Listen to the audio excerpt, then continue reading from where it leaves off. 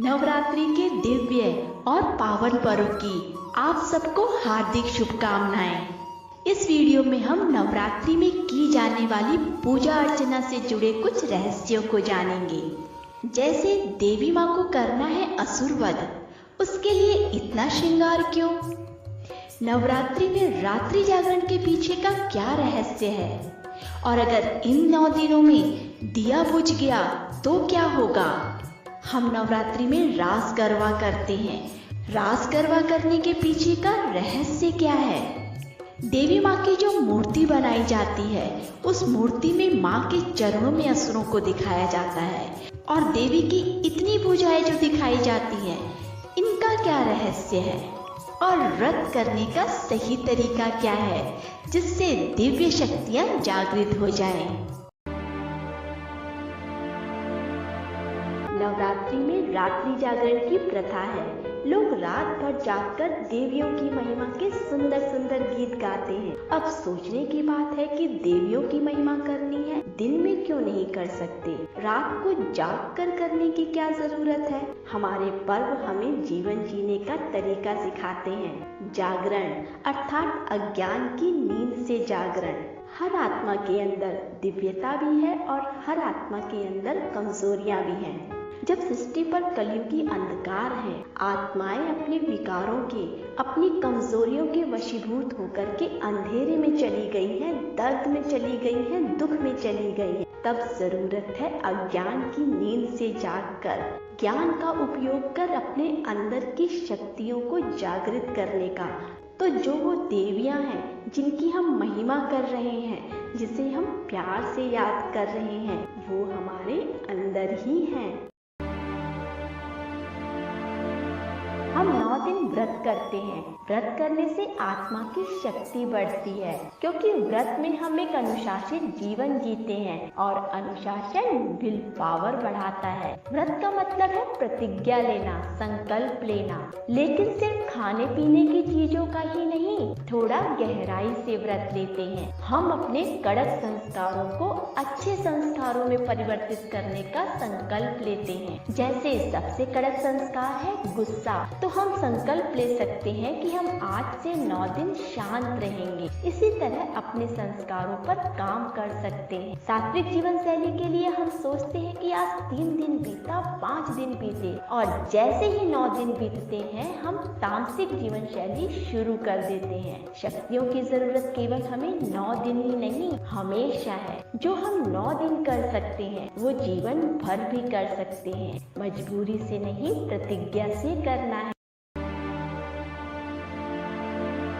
असुर का वध करने जाना है तो श्रृंगार किस लिए? पाजेब, कुंडल, चूड़ी, माला, असुर संहार में इनका क्या काम? असुर का अभिप्राय हमारे अंदर के विकार कमजोरियों से है, पर देवी के हर रूप का अभिप्राय हमारे अंदर के किसी न किसी शक्ति से संबंध है। जब हमारी चेतना की दिव्यता जागृत हो जाती है तो विकार रूपी असुर का संहार हो जाता है। चेतना की दिव्यता तभी जागृत हो सकती है जब हम आनंद, उल्लास, उमंग, उत्साह, प्रसन्नता जैसे सकारात्मक भावों से सजे हुए हों। देवी का श्रृंगार हमें यह सिखाता है कि परिस्थितियां कैसी भी हो, हम नकारात्मक भावों में न घिरकर सदैव सकारात्मकता का श्रृंगार करें, तो खुशी भी कहने को मजबूर हो जाएगी, आपसे मिलकर मैं और निखर गई। देवी का श्रृंगार हमें हमेशा चहकते हुए, खिले हुए रहने का संदेश देता है। केवल 9 दिन नहीं, सदैव खिले रहना है। गरबा कितना सुंदर डांस फॉर्म है। सभी के हाथों में 2-2 डंडे हैं। अब अगर एक के डंडे को देखकर दूसरे ने डंडा मारा, सामंजस्य बिठाया, तो बहुत ही सुंदर डांस हो जाता है। लेकिन अगर अपना ही डंडा मारते गए तो वही डांस एक युद्ध का मैदान बन सकता है। ये वो लोग हैं जिनके साथ हम रहते हैं, जिनके साथ हम काम करते हैं। उनके संस्कारों को देखते हुए अपना संस्कार उपयोग करें। अगर ऐसा करेंगे तो संस्कारों की रास होती जाएगी।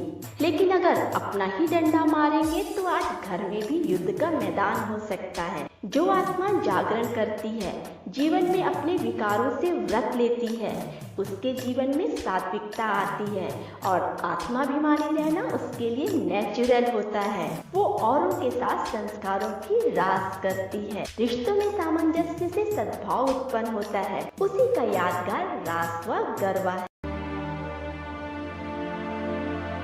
नवरात्रि में 9 दिन दिया जरूर जलाया जाता है। मिट्टी का दिया प्रतीक है मिट्टी से बने इस शरीर का और उसकी लौ आत्मा का प्रतीक है।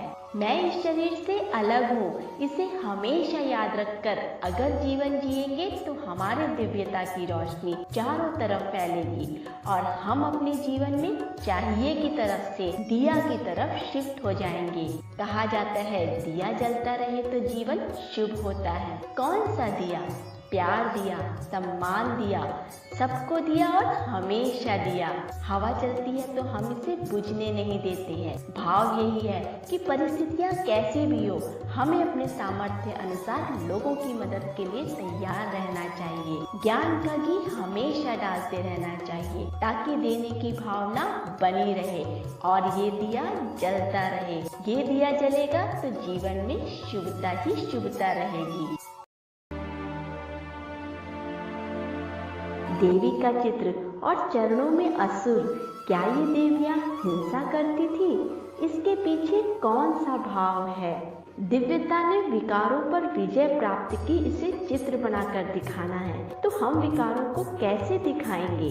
जैसे कहीं खतरा दिखाने के लिए खोपड़ी बनाकर क्रॉस लगाते हैं, लेकिन वास्तव में वहाँ कोई खोपड़ी थोड़ी ही होती है। वैसे ही वो जो असुर, वो हमारे अंदर की आसुरी वृत्तियाँ। ये लिस्ट बहुत लंबी है क्योंकि हमने ध्यान न रखकर अपने अंदर के असुरों को जागृत रखा है।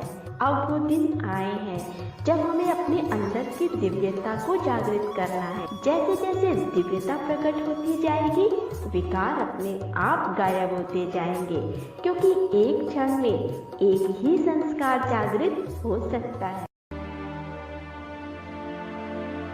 क्या देवियां अष्टभुजाओं के साथ पैदा हुई थी? आज अगर आपके घर में 8 भुजाओं वाली बच्ची पैदा होती है, शायद डॉक्टर सबसे पहले सर्जरी कर देंगे। ये शाब्दिक 8 भुजाएं नहीं है, आत्मा के अंदर की 8 शक्तियां हैं जिन्हें प्रतीक के तौर पर भुजा के रूप में दिखाया जाता है और हर भुजा के पास ज्ञान का शस्त्र है। तो भावार्थ ये हुआ, जब ज्ञान के शस्त्र का इस्तेमाल करके आत्मा अपने अंदर की शक्तियों को जीवन में उपयोग करेगी तो उसकी दिव्यता जागृत हो जाएगी और जब दिव्यता प्रकट हो जाएगी तो असुर रूपी विकार नष्ट हो जाएंगे। आज हम आसानी से कह देते मेरे अंदर शक्ति नहीं है, मैं सहन नहीं कर सकती, मैं एडजस्ट नहीं कर सकती। ये कहते कहते हमने अपने अंदर की शक्तियों को कम कर दिया है। तो ये 9 दिन अपने अंदर की शक्तियों का आह्वान करना। फिर मिलेंगे दोस्तों, तब तक के लिए ईश्वर को मानते हैं तो ईश्वर की भी मानिए। इस खूबसूरत दुनिया को और खूबसूरत बनाइए। कितनी सोहनी है दुनिया।